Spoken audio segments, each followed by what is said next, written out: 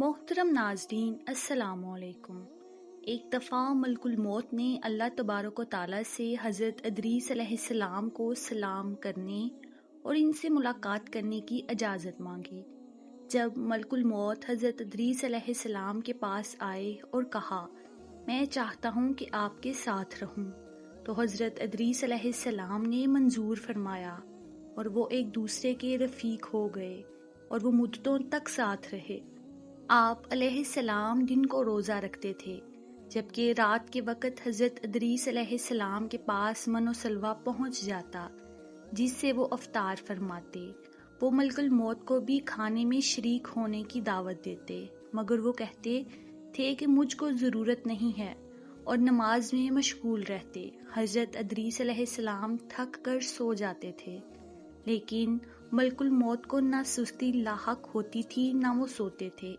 اسی طرح چند روز گزرے، یہاں تک کہ ایک روز وہ انگور کے ایک باغ اور بیڑوں کے گول کے پاس سے گزرے۔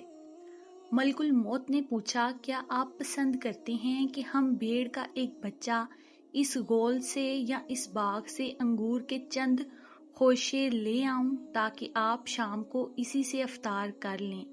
حضرت ادریس علیہ السلام نے کہا سبحان اللہ، میں تم کو اپنے مال سے کھانے کی دعوت دیتا ہوں تو تم انکار کر دیتے ہو، اور مجھ کو دوسروں کا مال بغیر اجازت کھانے کی دعوت دیتے ہو۔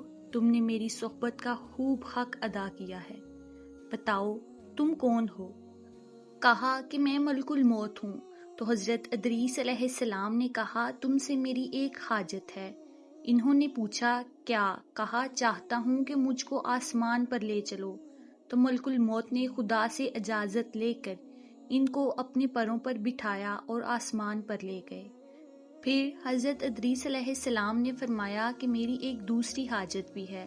پوچھا وہ کیا؟ فرمایا میں نے سنا ہے کہ موت بہت سخت ہے، میں چاہتا ہوں کہ اس کا کچھ مزہ بھی چکھوں تاکہ سمجھوں کہ ویسی ہی ہے جیسا کہ میں نے سنا ہے۔ ملک الموت نے خدا سے اجازت لی۔ اجازت ملنے پر تھوڑی دیر کے لیے ان کی سانس پکڑ لی، پھر ہاتھ ہٹا لیا۔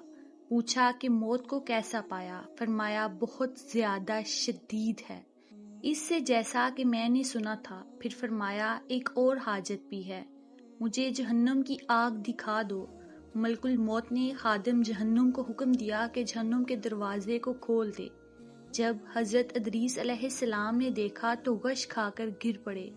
جب ہوش میں آئے تو فرمایا ایک اور حاجت ہے، یعنی بہشت دیکھنا چاہتا ہوں۔ ملک الموت نے بہشت کے خادم سے اجازت لی اور ادریس علیہ السلام بہشت میں داخل ہو گئے اور فرمایا اے ملک الموت، اب میں یہاں سے باہر نہ آؤں گا، کیونکہ خدا نے فرمایا ہے کہ ہر نفس کو موت کا ذائقہ چکھنا ہے، اور میں نے چکھ لیا۔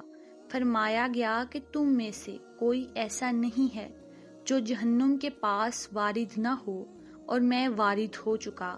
بہشت کے بارے میں فرمایا کہ اہل بہشت بہشت سے باہر نہیں جائیں گے، اور اس طرح حضرت ادریس علیہ السلام جنت میں رہ گئے اور ابھی تک جنت میں ہی موجود ہیں۔